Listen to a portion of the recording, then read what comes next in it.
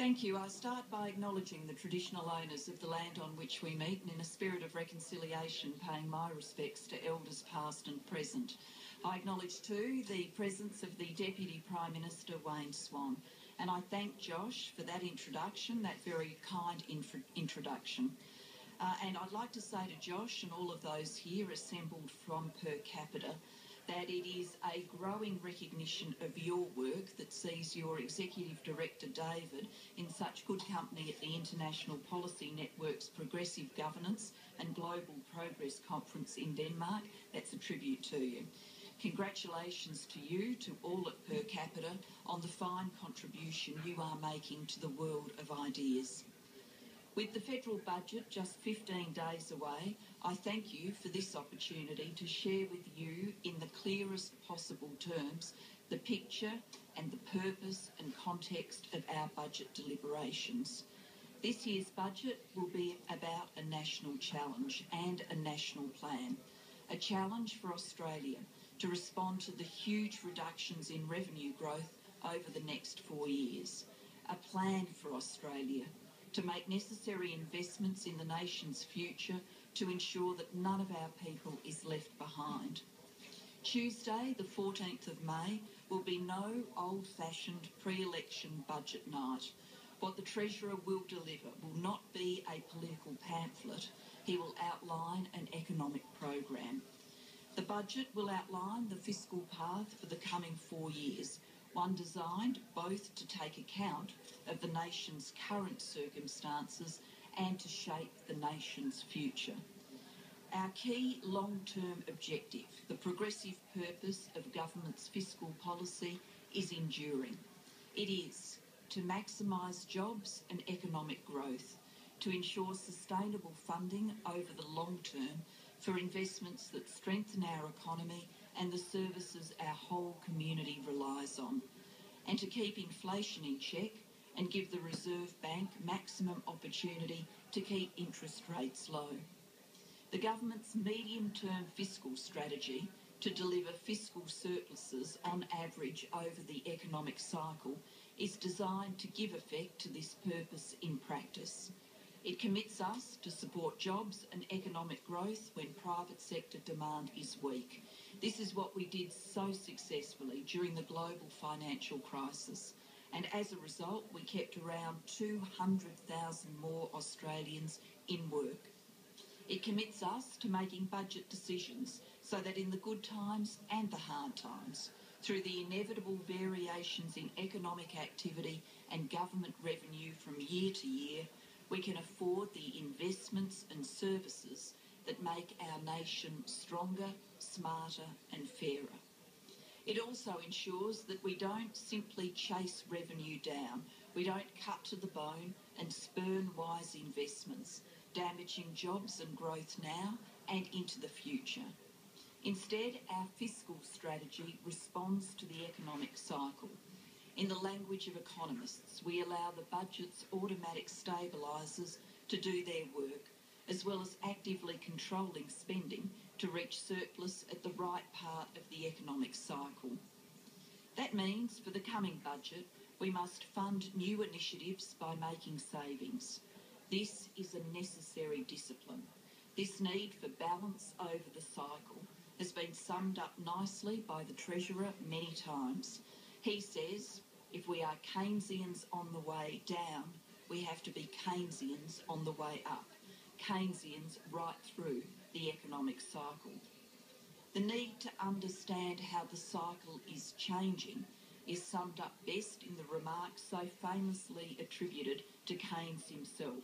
The remark, when the facts change, I change my mind. What do you do, sir? In the face of the challenges we now face as a nation, this is what any smart leader, any forward-looking government must be prepared to do. So today, I want to set out the facts that underpin the decisions our nation faces as we approach this year's budget. First, the good news, the shared achievement that we should never take for granted. Unlike so many nations, Australia's economy is stable and resilient. Our economic fundamentals are sound. We have contained inflation. low interest rates, low public debt. We are one of only 8 nations in the world to have a AAA rating with a stable outlook from all 3 major ratings agencies, something Australia has never previously achieved. Our economy is now more than 13% larger than it was in December 2007. We have bounced back from the global financial crisis better than any major advanced economy. If we had made the wrong decisions during the global financial crisis, our nation could easily be struggling with recession today. Instead, Australia is now the 12th largest economy in the world.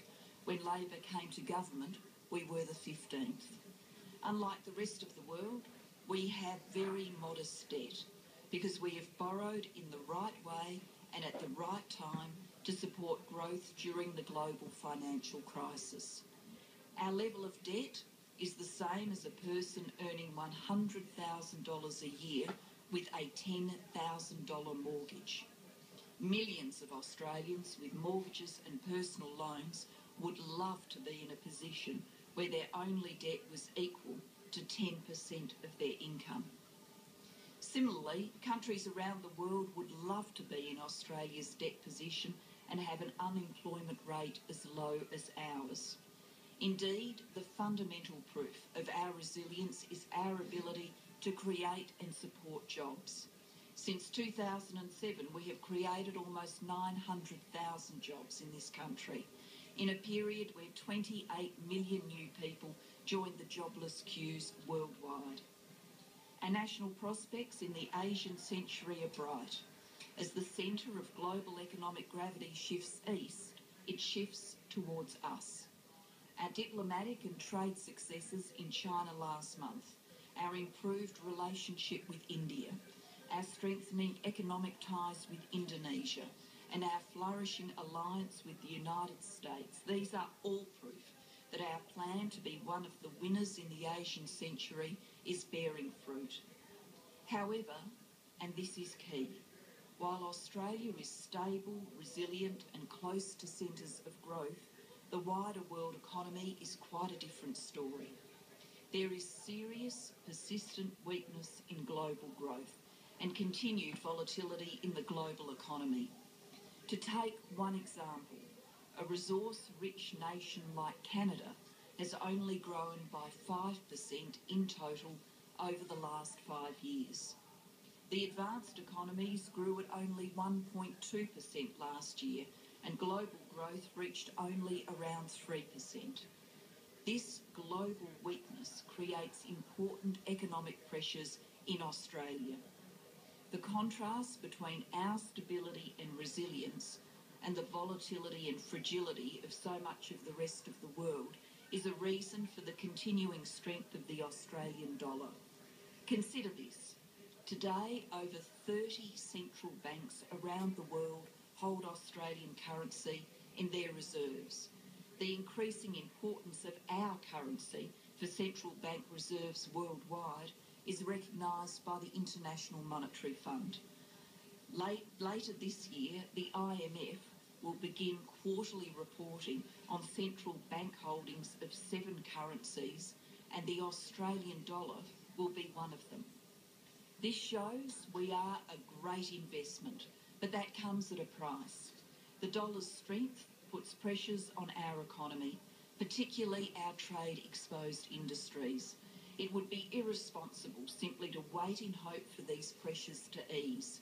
So the government has a plan to create and support jobs based on our 5 pillars of productivity, designed to seize the opportunities that proximity to Asia creates. This backdrop to our budget decision-making, Australia's resilience, global weakness, a persistently high dollar, have been known for some time. What is new is how strong